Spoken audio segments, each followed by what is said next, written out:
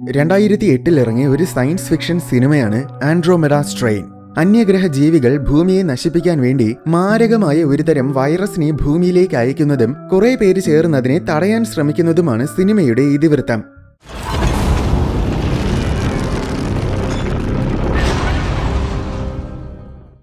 ഒരു ദിവസം രാത്രി അമേരിക്കയിൽ പീഡ്മോണ്ട് എന്നൊരു മരുഭൂമി സ്ഥലത്ത് ഒരു സാറ്റലൈറ്റ് വന്ന് പതിക്കുന്ന രംഗത്തോടെയാണ് സിനിമ തുടങ്ങുന്നത്.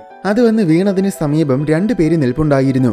ഇതെന്തായിരിക്കുമെന്ന് അറിയാനുള്ള ഒരു കൗതുകത്തിൽ അവർ ആ സാറ്റലൈറ്റിനെയും എടുത്തുകൊണ്ട് തൊട്ടടുത്തുള്ള ടൗണിൽ പോയി. കുറച്ചു കഴിഞ്ഞ് മിലിറ്ററിക്കാർ വന്ന് നോക്കിയപ്പോൾ സാറ്റലൈറ്റ് കാണുന്നില്ല.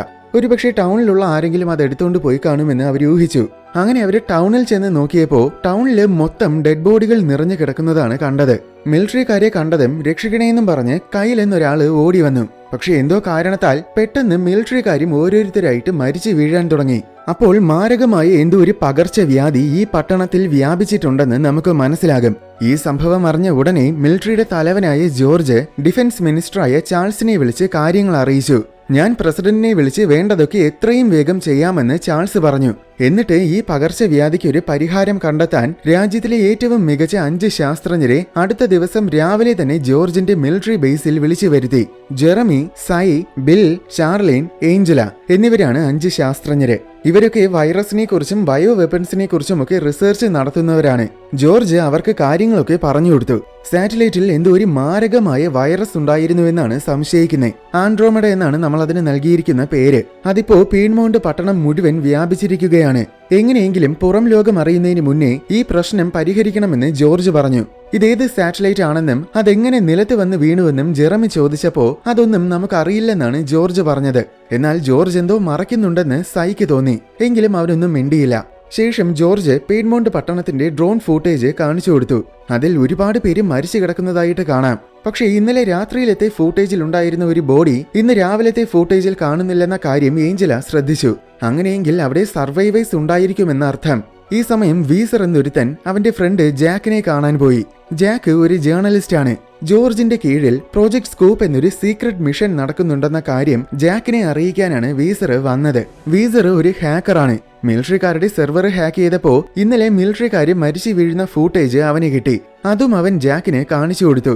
ജെറമിയും ജാക്കിന്റെ ഒരു ഫ്രണ്ടാണ്. മിലിറ്ററിക്കാർക്ക് വേണ്ടിയാണ് ജെറമിയും ജോലി ചെയ്യുന്നത്. അതുകൊണ്ട് അവൻ ഇതിനെക്കുറിച്ച് വല്ലതും അറിയാമോ എന്ന് ചോദിക്കാൻ ജാക്ക് ജെറമിയെ വിളിച്ചു നോക്കി. എന്നാൽ ഫോൺ എടുത്തത് ജെറമിയുടെ എക്സ് വൈഫാണ്. ഇന്ന് രാവിലെ മിലിറ്ററിക്കാർ വന്ന് ജെറമിയെ കൊണ്ടുപോയെന്ന് അവള് പറഞ്ഞു. ഇവിടെ വൈറസിനെ കുറിച്ച് മനസ്സിലാക്കാനും പിന്നെ സർവൈവേഴ്സ് ഉണ്ടെങ്കിൽ അവരെ രക്ഷിക്കാനും സയന്റിസ്റ്റുകളെയും കുറച്ച് പട്ടാളക്കാരെയും ജോർജ് പീഡ്മോണ്ട് പട്ടണത്തിലേക്ക് അയച്ചു.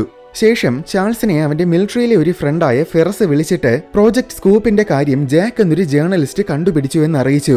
അപ്പോൾ അവൻ എവിടുന്നാണ് ഈ ഇൻഫർമേഷൻ കിട്ടിയതെന്ന് കണ്ടുപിടിക്കണം. അതുപോലെ അവന്റെ അടുത്ത നീക്കം എന്താണെന്നും അറിയണം. അതുകൊണ്ട് തൽക്കാലം അവനെ ഒന്നും ചെയ്യേണ്ടെന്ന് ചാൾസ് പറഞ്ഞു.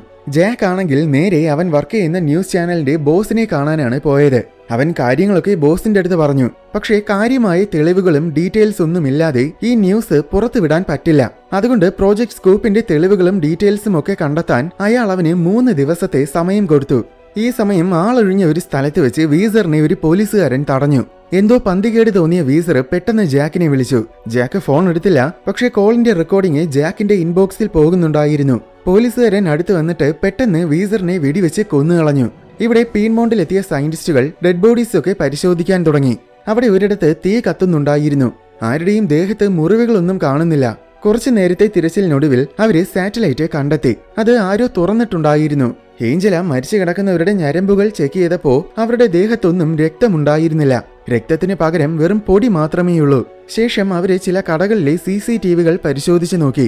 അസുഖം ബാധിച്ച ചിലര് ആകെ ഭ്രാന്ത് പിടിച്ചിട്ട് സ്വയം ജീവനൊടുക്കുന്ന ദൃശ്യങ്ങളൊക്കെ അതിൽ കണ്ടു. അപ്പോഴാണ് സമീപത്തെവിടെയോ ഒരു കുഞ്ഞിന്റെ കരച്ചിൽ കേട്ടത്. അവര് വേഗം അങ്ങോട്ട് ചെന്ന് ആ കുഞ്ഞിനെ എടുത്തു. ശേഷം റിസർച്ചിന് ആവശ്യമുള്ളതൊക്കെ ശേഖരിച്ചിട്ട് എല്ലാവരും തിരിച്ചു പോകാൻ വേണ്ടി ഹെലികോപ്റ്ററിനടുത്തെത്തിയതും കയ്യില് അവരെ ആക്രമിക്കാൻ ഓടി വന്നു.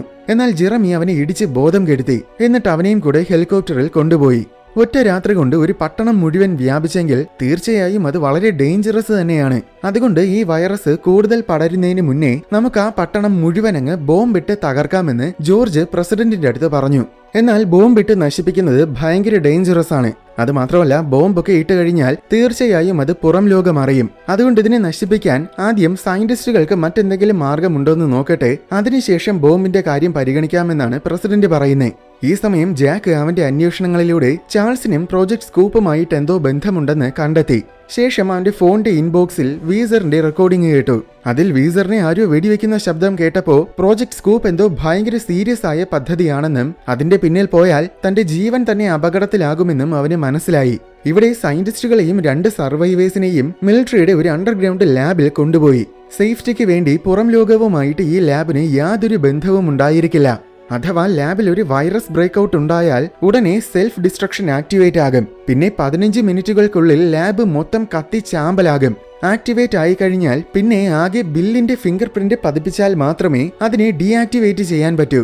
ശേഷം സയന്റിസ്റ്റുകൾ പഠനങ്ങൾ നടത്താൻ തുടങ്ങി. സാറ്റലൈറ്റ് ഒരുപാട് കാലപ്പഴക്കമുള്ളതാണ്. ഇത് സാധാരണ സാറ്റലൈറ്റുകൾ പോലെയല്ല. ഇതിന്റെ ഉള്ളിൽ ബയോ വെപ്പൺസ് സൂക്ഷിച്ചു വെക്കാനുള്ള അറകളുണ്ട്. അപ്പോൾ ഇതൊരു ബയോ വെപ്പൺ ആയിട്ട് തന്നെ ആരോ അയച്ചതാണെന്ന് ഉറപ്പായി. പിന്നെ അവര് മൃഗങ്ങളിൽ ആൻഡ്രോമെഡ കുത്തിവെച്ച് പരീക്ഷണങ്ങൾ നടത്താൻ തുടങ്ങി. ഈ സമയം കുറെ സോൾജിയേഴ്സ് പീഡ്മൗണ്ടിന് സമീപം പലയിടങ്ങളിലായിട്ട് ക്യാമ്പുകൾ കൂട്ടി. എന്നിട്ട് പീഡ്മൗണ്ടിൽ നിന്നും പുറത്തു കടക്കാനുള്ള എല്ലാ വഴികളും അവരെ ബ്ലോക്ക് ചെയ്തു.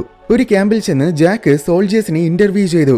പക്ഷെ അവരോട് എന്തിനാണ് ഈ വഴികളൊക്കെ ബ്ലോക്ക് ചെയ്യാൻ ആവശ്യപ്പെട്ടതെന്ന് അവർക്ക് പോലും അറിയില്ല.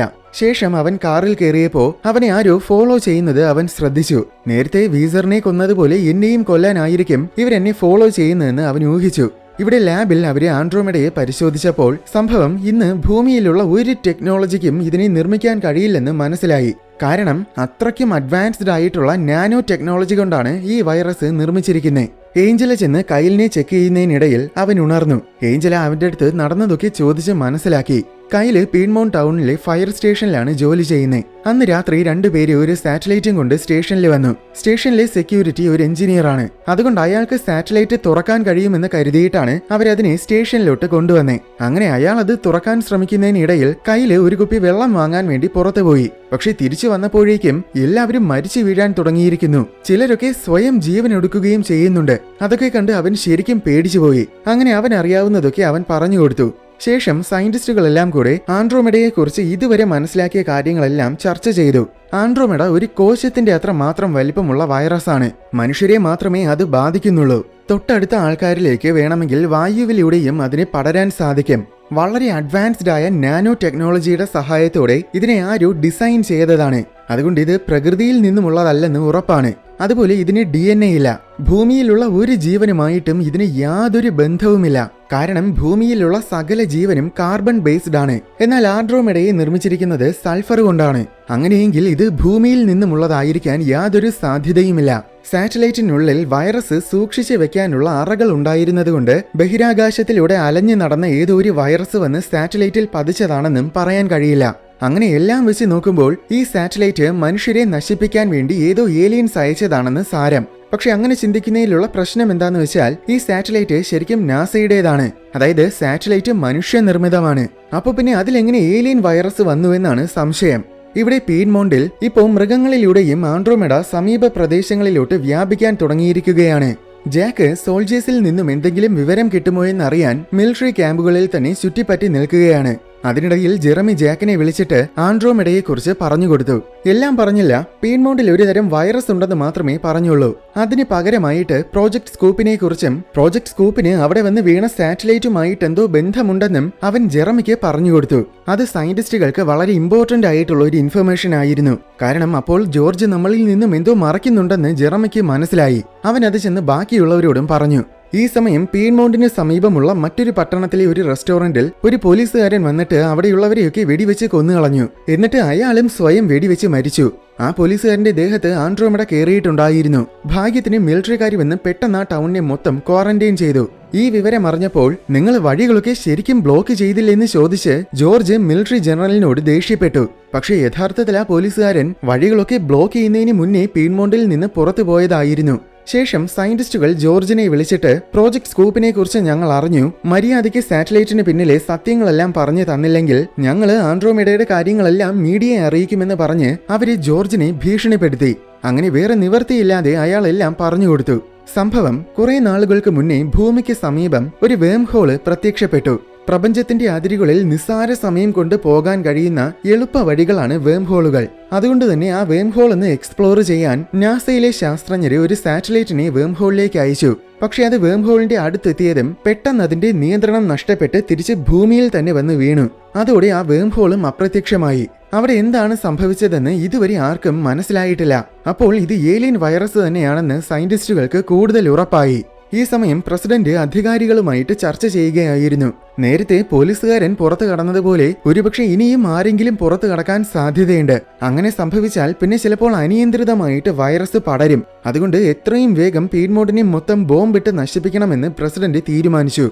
ഇവിടെ ജാക്ക് നൈസായിട്ട് ഒരു മിലിറ്ററി ക്യാമ്പിനകത്ത് കയറി പരിശോധിച്ചു. നോക്കിയപ്പോൾ അവിടെ ബയോ വെപ്പൺസ് ശേഖരിക്കാനുള്ള ചില പ്രത്യേകതരം ബോക്സുകളും അതിനുവേണ്ട ഉപകരണങ്ങളുമൊക്കെ ഇരിക്കുന്നത് കണ്ടു. ഇതെല്ലാം പ്രോജക്ട് സ്കൂപ്പ് സത്യമാണെന്ന് കാണിക്കാനുള്ള പറ്റിയ തെളിവുകളാണ്. അതുകൊണ്ട് അവന്റെ ഫോണിൽ എല്ലാത്തിന്റെയും ഫോട്ടോസും വീഡിയോസും ഒക്കെ എടുത്തു വെച്ചു. എന്നാൽ ഉടനെ ഫെറസിന്റെ സോൾജിയേഴ്സ് വന്ന് അവനെ പിടികൂടി. അവന്റെ ഫോണും അവര് പിടിച്ചു വാങ്ങി. ജോർജ് ബോംബിടാൻ ഒരു പൈലറ്റിനെ അയച്ചു. പക്ഷെ അപ്പോഴാണ് സയന്റിസ്റ്റുകൾ ഒരു കാര്യം മനസ്സിലാക്കിയത്. എന്താന്ന് വെച്ചാൽ ശരിക്കും ആൻഡ്രോമെഡയ്ക്ക് റേഡിയേഷൻ ആഹാരം പോലെയാണ്. അങ്ങനെയെങ്കിൽ ബോംബിട്ടാൽ നശിക്കുന്നതിന് പകരം ആൻഡ്രോമെഡ കൂടുതൽ ശക്തി പ്രാപിക്കുകയായിരിക്കും ചെയ്യുന്നത്. ഉടനെ ജെറമി വേഗം ചെന്ന് ജോർജിനെ വിളിച്ച് കാര്യം അറിയിച്ചു. അങ്ങനെ പൈലറ്റിന്റെ അടുത്ത് മിഷൻ ക്യാൻസൽ ചെയ്യാൻ പറഞ്ഞു. പൈലറ്റ് ഈ സമയം പീഡ്മോണ്ടിൽ എത്തിയിരുന്നു. അവള് ബോംബ് ഡീആക്ടിവേറ്റ് ചെയ്തതാണ്. പക്ഷെ പെട്ടെന്ന് പ്ലെയിനിന്റെ നിയന്ത്രണം നഷ്ടപ്പെട്ടു. ബോംബാണെങ്കിൽ തനിയെ ആക്ടിവേറ്റ് ആവുകയും ചെയ്തു. അങ്ങനെ പ്ലെയിൻ ചെന്ന് നിലത്ത് വീണ് ബോംബ് പൊട്ടിത്തെറിച്ചു. ഇനി ആൻഡ്രോമെഡ കൂടുതൽ ശക്തി പ്രാപിക്കുകയും ചെയ്യും. നേരത്തേതിനേക്കാൾ കൂടുതൽ വേഗത്തിൽ വ്യാപിക്കുകയും ചെയ്യും.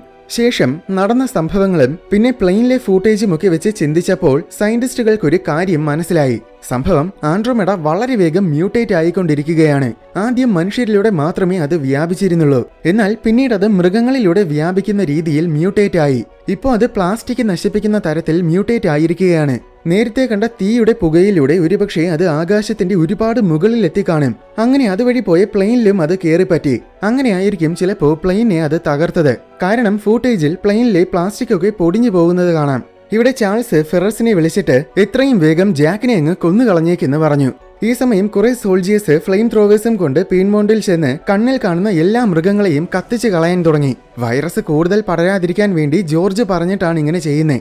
ഫെറസിന്റെ ആൾക്കാര് ജാക്കിനെ ഒരു ഹെലികോപ്റ്ററിൽ കയറ്റി എങ്ങോട്ടോ കൊണ്ടുപോയി. ആളൊഴിഞ്ഞ ഒരു സ്ഥലത്തെത്തുമ്പോൾ അവിടെ വെച്ച് ജാക്കിനെ കൊല്ലാനായിരുന്നു അവരുടെ പദ്ധതി. അത് ജാക്കിനും മനസ്സിലായി. എന്നാൽ കുറെ ദൂരം എത്തിയതും അവനൊരു ഫയർ എക്സ്റ്റിംഗ്വിഷർ തുറന്നുവിട്ടു. വളരെ വേഗം ഹെലികോപ്റ്റർ മൊത്തം പുക കൊണ്ട് നിറഞ്ഞു. പൈലറ്റിനാണെങ്കിൽ ഒന്നും കാണാൻ പറ്റുന്നില്ല. അങ്ങനെ നിയന്ത്രണം നഷ്ടപ്പെട്ട് ഹെലികോപ്റ്റർ ഒരിടത്ത് വന്ന് വീണു. സെക്കൻഡുകൾക്കുള്ളിൽ ഹെലികോപ്റ്റർ പൊട്ടിച്ചിതറുകയും ചെയ്തു. ഭാഗ്യത്തിന് വേഗം ഇറങ്ങി ഓടിയതുകൊണ്ട് ജാക്കിന് മാത്രം ഒന്നും പറ്റിയില്ല. ഇവിടെ ലാബിൽ കുറെ നേരത്തെ പഠനങ്ങൾക്കൊടുവിൽ ജെറമിയും സൈയും കൂടെ വീണ്ടും ഒരു കാര്യം കണ്ടെത്തി. എന്താണെന്നാൽ ഈ വൈറസുകളെല്ലാം പരസ്പരം കമ്മ്യൂണിക്കേറ്റ് ചെയ്യുന്നുണ്ട്. ഒരു വൈറസിനെ എന്തെങ്കിലും മരുന്ന് കുത്തിവെച്ച് കൊന്നുകളഞ്ഞാൽ ഉടനെ അത് ചാകുന്നതിന് മുന്നേ ആ ഇൻഫർമേഷൻ ബാക്കി എല്ലാ വൈറസുകൾക്കും കൊടുക്കും. അപ്പോൾ പെട്ടെന്ന് തന്നെ ബാക്കി എല്ലാ വൈറസുകളും ആ മരുന്നിനെ പ്രതിരോധിക്കാൻ കഴിയുന്ന രീതിയിൽ മ്യൂട്ടേറ്റ് ആകും. അത് മാത്രമല്ല ആൻഡ്രോമെഡ ഇന്റലിജന്റുമാണ്. അതുകൊണ്ടാണ് അതിന് കൃത്യമായിട്ട് എങ്ങനെ മ്യൂട്ടേറ്റ് ആകണമെന്നൊക്കെ അറിയാവുന്നത്. യഥാർത്ഥത്തിൽ കൂടുതൽ ശക്തി പ്രാപിക്കാൻ വേണ്ടി നേരത്തെ പ്ലെയിനെ ആൻഡ്രോമെഡ മനഃപൂർവ്വം തന്നെ പ്ലാൻ ചെയ്ത് തകർത്തതായിരുന്നു. ഇവിടെ ഒരു ക്യാമ്പിൽ സാറ്റലൈറ്റ് സ്കാനുകൾ നോക്കിയപ്പോൾ ആൻഡ്രോമെഡ ഇപ്പോൾ ഒരു നദിയെ ലക്ഷ്യമിട്ടാണ് പോയിക്കൊണ്ടിരിക്കുന്നുവെന്ന് ജോർജിന് മനസ്സിലായി. നദിയിൽ എത്തിക്കഴിഞ്ഞാൽ പിന്നെ അതിലൂടെ കൂടുതൽ സിറ്റികളിലേക്ക് വളരെ വേഗം വ്യാപിക്കും. അതുകൊണ്ട് ആ നദിക്കരികിലുള്ള എല്ലാ സിറ്റികളെയും എത്രയും വേഗം ഇവാക്യുവേറ്റ് ചെയ്യിപ്പിക്കണമെന്ന് ജോർജ് പറഞ്ഞു. ഇവിടെ ലാബിൽ ഏഞ്ചല മറ്റൊരു കാര്യം കണ്ടുപിടിച്ചു. എന്താന്ന് വെച്ചാൽ നേരത്തെ കയ്യിലും കുഞ്ഞും രക്ഷപ്പെട്ടത് അവര് എന്തോ മരുന്ന് കഴിച്ചിരുന്നത് കൊണ്ടാണ്. ആ മരുന്ന് കാരണം അവരുടെ വയറ്റിലെ അസിഡിറ്റി കൂടുതലായിരുന്നു. അങ്ങനെയെങ്കിൽ വളരെ അസിഡിക്കായ എന്തെങ്കിലും ഒരു മരുന്ന് നിർമ്മിച്ചാൽ ആൻഡ്രോമെഡയെ നശിപ്പിക്കാൻ കഴിയും. പക്ഷെ പ്രശ്നം എന്താന്ന് വെച്ചാൽ ഒരു വൈറസിനെ കൊന്നുകഴിഞ്ഞാൽ ഉടനെ ബാക്കി വൈറസുകൾ മൊത്തം ആ മരുന്നിനെ പ്രതിരോധിക്കുന്ന തരത്തിൽ മ്യൂട്ടേറ്റ് ആകും. ശേഷം കൂടുതൽ പഠനങ്ങളിലൂടെ ബില്ലും ജെറമിയും കൂടെ മറ്റൊരു കാര്യവും കണ്ടെത്തി. ആൻഡ്രോമെഡയുടെ മോളിക്യുലാർ സ്ട്രക്ചറിൽ എന്തോ ഒരു ബൈനറി കോഡുണ്ട്. അത് കണ്ടപ്പോൾ ഏലിയൻസ് ഒരുപക്ഷെ ആ കോഡിലൂടെ നമുക്ക് എന്തെങ്കിലും മെസ്സേജ് തരാൻ ശ്രമിക്കുന്നതായിരിക്കുമെന്ന് സൈ പറഞ്ഞു. അത് കേട്ടപ്പോൾ ജെറമിക്ക് ഒരു സംശയം തോന്നി. ഈ വേം ഹോൾസ് എന്നത് ബഹിരാകാശത്തിലൂടെ യാത്ര ചെയ്യാൻ മാത്രമല്ല അതിനു പുറമെ ടൈം ട്രാവലും കൂടെ ചെയ്യാൻ സഹായിക്കും. അങ്ങനെയെങ്കിൽ ഏലിയൻസിന് പകരം ചിലപ്പോൾ ഭാവിയിലുള്ള മനുഷ്യര് തന്നെ ആയിരിക്കും ആൻഡ്രോമെഡയെ നശിപ്പിക്കാനുള്ള എന്തെങ്കിലും മാർഗം കണ്ടുപിടിക്കാൻ വേണ്ടി ആൻഡ്രോമെഡയെ ഇങ്ങോട്ട് അയച്ചതെന്നാണ് ജെറമി സംശയിക്കുന്നത്. പക്ഷേ ഭാവിയിലില്ലാത്ത ഒരു ടെക്നോളജിയും എന്തായാലും നമുക്കും ഉണ്ടായിരിക്കില്ല. അപ്പോൾ പിന്നെ ഭാവിയിലെ മനുഷ്യരെന്തിന് നമുക്ക് മെസ്സേജ് അയക്കണമെന്ന് ബില്ല് ചോദിച്ചു. അങ്ങനെ ചിന്തിച്ചപ്പോൾ ഭാവിയിലില്ലാത്തതായിട്ട് ആകെ പ്രകൃതി സമ്പത്ത് മാത്രമേ ഉള്ളൂവെന്ന് ഏഞ്ചല പറഞ്ഞു. ശേഷം അവർ ആ ബൈനറി കോഡ് ഡീകോഡ് ചെയ്ത് നോക്കി. അതിലൊരു നമ്പരുമുണ്ട്, പിന്നെ ബാസിലസ് ഇൻഫേർണസ് എന്നും എഴുതിയിട്ടുണ്ട്. നരകത്തിൽ നിന്നുമുള്ള ബാക്ടീരിയ എന്നാണ് ആ വാക്കിന്റെ അർത്ഥം. ബില്ലിന് ആ വാക്ക് പെട്ടെന്ന് ഓർമ്മ വന്നു. അത് സമുദ്രത്തിന്റെ ഏറ്റവും അടിത്തട്ടിൽ കാണപ്പെടുന്ന ഒരുതരം ബാക്ടീരിയയുടെ പേരാണ്. മനുഷ്യർക്കും മറ്റ് ജീവജാലങ്ങൾക്കും അത് പൂർണ്ണമായും നിരുപദ്രവകാരിയാണ്. സമുദ്രത്തിന്റെ അടിത്തട്ടിലുള്ള സൾഫറാണ് അതിന്റെ ആഹാരം. ആൻഡ്രോമെഡ നിർമ്മിതമായിരിക്കുന്നതും സൾഫർ കൊണ്ടാണല്ലോ. അപ്പോൾ ആൻഡ്രോമെഡ ബാസിലസ് ഇൻഫേർണസിന് അടിപൊളി ആഹാരമായിരിക്കും. ആൻഡ്രോമെഡ ഇനി എങ്ങനെയൊക്കെ മ്യൂട്ടേറ്റ് ആയാലും അതിന്റെ അടിസ്ഥാന ഘടകം എപ്പോഴും സൾഫർ തന്നെ ആയിരിക്കും. അതുകൊണ്ട് ബാസിലസ് ഇൻഫേർണസിനെ ഉപയോഗിച്ചാൽ ആൻഡ്രോമെഡയെ പൂർണ്ണമായും നശിപ്പിക്കാൻ കഴിയും. ഇപ്പോൾ തന്നെ സമുദ്രങ്ങളുടെ അടിത്തട്ടുകൾ ലോകത്തിന്റെ പലയിടങ്ങളിലും നമ്മൾ ഖനനം ചെയ്യുന്നുണ്ട്. അത് കാരണം ഈ ബാക്ടീരിയ നശിക്കുകയാണ്. അപ്പോൾ ഒരുപക്ഷെ ഭാവിയിൽ ഈ ബാക്ടീരിയയ്ക്ക് പൂർണ്ണമായും വംശനാശം സംഭവിച്ചു കാണും. ആ സമയത്തിലായിരിക്കും ഏലിയൻസ് ആൻഡ്രോമെഡയെ ഉപയോഗിച്ച് ഭൂമിയെ നശിപ്പിക്കാൻ ശ്രമിച്ചത്. അതുകൊണ്ട് ഈ ബാക്ടീരിയയെ നമ്മൾ സംരക്ഷിക്കണമെന്ന് പറയാൻ വേണ്ടിയിട്ടായിരിക്കും ഫ്യൂച്ചറിലെ മനുഷ്യര് നമുക്ക് ഈ മെസ്സേജ് അയച്ചതെന്ന് അവസാനം സയന്റിസ്റ്റുകൾ ഒരു കൺക്ലൂഷനിലെത്തി. ഇനി ഈ തിയറി ശരിയാണോ എന്ന് പരിശോധിക്കാൻ ഈ ബാക്ടീരിയയുടെ കുറച്ച് സാമ്പിൾസ് വേണം. അങ്ങനെ അവര് പെട്ടെന്ന് പ്രസിഡന്റിനെ വിളിച്ച് കാര്യം പറഞ്ഞു. ഇവര് പറയുന്നതൊക്കെ വെറും ഫാന്റസി ആയിട്ട് തോന്നിയെങ്കിലും ചിലപ്പോൾ ശരിയായിരിക്കാനുള്ള സാധ്യതയുണ്ട്. അത് മാത്രമല്ല, എന്തായാലും ആൻഡ്രോമെഡയെ നശിപ്പിക്കാൻ തൽക്കാലം വേറെ വഴിയുമില്ല. അതുകൊണ്ട് ഉടനെ ആ ബാക്ടീരിയയുടെ സാമ്പിൾസ് ലാബിലെത്തിക്കാൻ പ്രസിഡന്റ് ഉത്തരവിട്ടു. ഈ സമയം ജാക്ക് മരുഭൂമിയിലൂടെ നടക്കുകയായിരുന്നു. നടന്ന് അവനൊരു പരിവമായി. ആരെങ്കിലും വിളിക്കാമെന്ന് വിചാരിച്ചാൽ അവന്റെ ഫോണുമില്ല. ഭാഗ്യത്തിന് അപ്പോഴാണ് ലെയ്ല എന്നൊരുത്തി അതുവഴി വന്നേ. ഇതേ സമയം പീഡ്മോണ്ടിന്റെ ഒരു നദിയിൽ ആൻഡ്രോമെഡ എത്തിപ്പെട്ടു. ഇനി നദിയിലൂടെ അതിവേഗം അത് പടർന്നു പിടിക്കാൻ തുടങ്ങും. ചാൾസ് ഫെർണസിനെ വിളിച്ചിട്ട് ചാർലിന്റെ ഫാമിലിയെ തട്ടിക്കൊണ്ടു പോകാൻ ആവശ്യപ്പെട്ടു. ഇവിടെ ലാബിൽ ബാക്ടീരിയയ്ക്ക് ആൻഡ്രോമെഡയെ നശിപ്പിക്കാൻ കഴിയുമെന്ന് പരീക്ഷിച്ച് കൺഫേം ചെയ്തു. ശേഷം ലാബിലുള്ള എക്യുപ്മെന്റ്സ് വെച്ച് അവർ വൻതോതിൽ ബാക്ടീരിയയെ ഉൽപ്പാദിപ്പിക്കാൻ തുടങ്ങി. അതിനിടയിൽ ചാർലിനെ അവളുടെ ഹസ്ബൻഡ് വിളിച്ചു. എന്നെയും പിള്ളേരെയും ആരോ തട്ടിക്കൊണ്ടു വന്നിരിക്കുകയാണ്. ഞങ്ങളെ വെറുതെ വിടണമെങ്കിൽ ആരും അറിയാതെ ആൻഡ്രോമെഡയുടെ കുറച്ച് സാമ്പിൾസ് ഒളിപ്പിച്ച് വെച്ചിട്ട് അത് ഇവർക്ക് കൊടുക്കണമെന്നാണ് ഇവർ ആവശ്യപ്പെടുന്നതെന്ന് ഹസ്ബൻഡ് അറിയിച്ചു. അങ്ങനെ ഫാമിലിയെ രക്ഷിക്കാൻ വേണ്ടി അവൾ അതുപോലെ കുറച്ച് സാമ്പിൾസ് എടുത്ത് മാറ്റിവെച്ചു.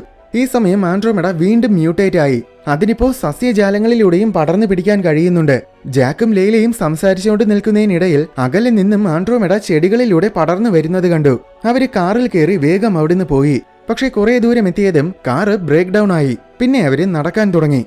ഇവിടെ ലാബിൽ ബാക്ടീരിയ റെഡിയായി. സോൾജേഴ്സ് വന്ന് ടാങ്കർ ലോറികളിൽ ബാക്ടീരിയ നിറച്ചുകൊണ്ടുപോയി. എന്നിട്ട് ഹെലികോപ്റ്റേഴ്സ് ഉപയോഗിച്ച് ഇൻഫെക്റ്റഡ് ആയ ഏരിയകളിലെല്ലാം ബാക്ടീരിയ സ്പ്രേ ചെയ്യാനും തുടങ്ങി. ഇവിടെ ചാർലി നേരത്തെ കുറച്ച് വൈറസിനെ എടുത്ത് മാറ്റി വെച്ചതുകൊണ്ട് വൈറസ് ലാബിൽ ബ്രേക്ക് ഔട്ട് ആയെന്നാണ് ലാബിലെ AI കരുതിയത്. അങ്ങനെ അത് സേഫ്റ്റിക്ക് വേണ്ടി ഓട്ടോമാറ്റിക്കലി സെൽഫ് ഡിസ്ട്രക്ഷൻ ആക്ടിവേറ്റ് ചെയ്തു. അതിനിടയിൽ സൈ കാല് തന്നെ കൺട്രോൾ പാനലിന്റെ മീതെ ചെന്ന് വീണു. അങ്ങനെ കൺട്രോൾ പാനല് കേടായി പോയി. ഇനി സെൽഫ് ഡിസ്ട്രക്ഷൻ ഡീആക്ടിവേറ്റ് ചെയ്യണമെങ്കിൽ മുകളിലത്തെ നിലയിൽ കയറി പോണം. എന്നാൽ സെൽഫ് ഡിസ്ട്രക്ഷന്റെ ഭാഗമായിട്ട് എല്ലാ വാതിലുകളും ലോക്ക്ഡ് ആണ്. ഇനി വേണമെങ്കിൽ എക്സോസ്റ്റ് വെന്റിലെ പൈപ്പുകളിലൂടെ വലിഞ്ഞു കയറി മുകളിലെത്താം. കൂടുതലൊന്നും ആലോചിക്കാതെ ജെറമിയും ബില്ലും കൂടെ അതുവഴി വലിഞ്ഞു കയറാൻ തുടങ്ങി. പക്ഷെ അതിനിടയിൽ പൈപ്പ് പൊട്ടിയത് കാരണം ബില്ല് ചെന്ന് താഴെ വെള്ളത്തിൽ വീണു. നിർഭാഗ്യവശാൽ അത് ലാബിലെ എഞ്ചിൻ പ്രവർത്തിപ്പിക്കുന്ന വളരെ ഘോര വിഷമുള്ള റേഡിയോ ആക്റ്റീവ് വെള്ളമായിരുന്നു. അങ്ങനെ നിമിഷങ്ങൾക്കുള്ളിൽ അവൻ മരിച്ചുപോയി. അപ്പോഴാണ് മറ്റൊരു പ്രശ്നം ഉദിച്ചത്. സെൽഫ് ഡിസ്ട്രക്ഷൻ ഡീആക്ടിവേറ്റ് ചെയ്യാൻ ബില്ലിന്റെ ഫിംഗർ പ്രിന്റ് വേണം. അതിനുവേണ്ടി സൈ സ്വയം സാക്രിഫൈസ് ചെയ്യാൻ തീരുമാനിച്ചു. അവൻ വേഗം ആ വെള്ളത്തിലെടുത്ത് ചാടിയിട്ട് ബില്ലിന്റെ കൈവിരല് മുറിച്ചെടുത്തു. എന്നിട്ട് അത് മുകളിൽ നിന്ന് ജെറമിക്ക് എറിഞ്ഞു കൊടുത്തു.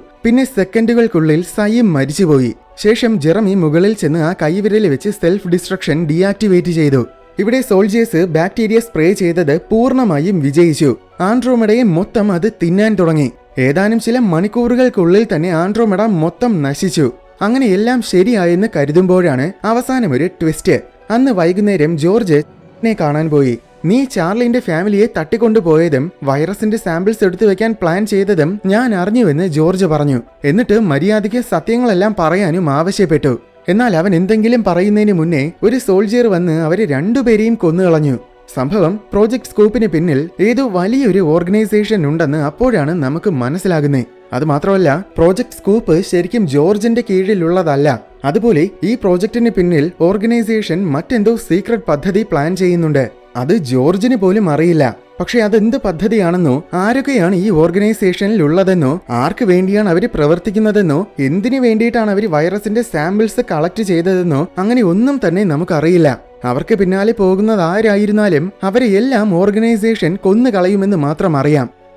അവരെക്കുറിച്ച് എന്തോ അറിയാമായിരുന്നു. ഇപ്പോൾ ജോർജ് അവന്റെ പിന്നാലെ വന്നതുപോലെ ഇനിയും വേറെ ആരെങ്കിലും വരുമെന്ന് കരുതിയിട്ടാണ് അവനെയും കൂടെ അങ്ങ് കൊന്നുകളഞ്ഞത്. എന്തായാലും ഇത്രയും ഉയർന്ന പദവിയിലുള്ള രണ്ടുപേരെ കൊന്നെങ്കിൽ ആ സയന്റിസ്റ്റുകളെയും ജാക്കിനെയും അവന്റെ ബോസിനെയും അങ്ങനെ പ്രോജക്ട് സ്കൂപ്പിനെ കുറിച്ച് പുറത്തറിയാവുന്ന എല്ലാവരെയും അധികം വൈകാതെ ആ ഓർഗനൈസേഷൻ കൊല്ലുമെന്നത് ഉറപ്പാണ്. അവസാനം മറ്റൊരു ട്വിസ്റ്റ് കൂടെ കാണിക്കുന്നുണ്ട്. ആൻഡ്രോമെഡയുടെ കുറച്ച് സാമ്പിൾസ് എങ്ങനെയോ ആ ഓർഗനൈസേഷൻ കളക്ട് ചെയ്തിട്ടുണ്ടായിരുന്നു. അതിനെ അവര് ഭൂമിക്ക് ചുറ്റും വലമിക്കുന്ന ഒരു സ്പേസ് സ്റ്റേഷനിലേക്ക് അയച്ചു. അവിടെ ഒരു ആസ്ട്രോണറ്റ് ആ സാമ്പിളിനെ ഒരു കണ്ടെയ്നറിൽ സൂക്ഷിച്ചു വെക്കുന്നത് കാണാം. നേരത്തെ ബൈനറി കോഡിൽ കണ്ട നമ്പർ ശരിക്കും ഈ കണ്ടെയ്നറിന്റെ പാസ്വേഡ് ആയിരുന്നു. അങ്ങനെയെങ്കിൽ ആൻഡ്രോമെഡയെ നിർമ്മിച്ചതിന് പിന്നിൽ ഈ ഓർഗനൈസേഷനും എന്തോ പങ്കുണ്ടെന്നർത്ഥം. അതുമാത്രമല്ല, അവിടെ ഇതുപോലെ ധാരാളം കണ്ടെയ്നേഴ്സ് ഇരിപ്പുണ്ട്. അതൊക്കെ ഒരുപക്ഷെ ഇതുപോലെ മാരകമായ എന്തെങ്കിലും വൈറസുകളായിരിക്കാം. ചിലപ്പോൾ ശത്രു രാജ്യങ്ങളെ നശിപ്പിക്കാൻ വേണ്ടി ഇതെല്ലാം US ഗവൺമെന്റ് നടത്തുന്ന വളരെ സീക്രട്ട് ആയിട്ടുള്ള എന്തെങ്കിലും ബയോ വെപ്പൺ പ്രോജക്ട്സ് ആയിരിക്കും.